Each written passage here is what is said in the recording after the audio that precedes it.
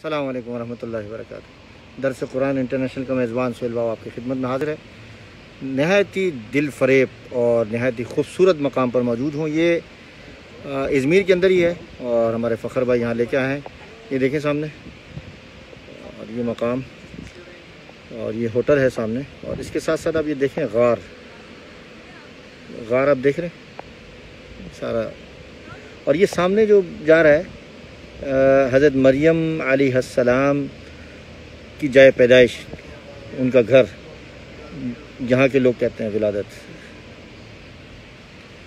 यहाँ के लोग कहते हैं कि इनकी विलादत भी इसी मकाम पर हुई है। नहायत ही खूबसूरत जगह,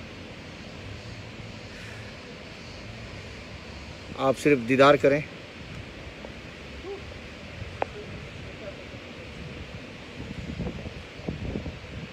और ये जो है खूबसूरत तरीन मेडिटेरियन सी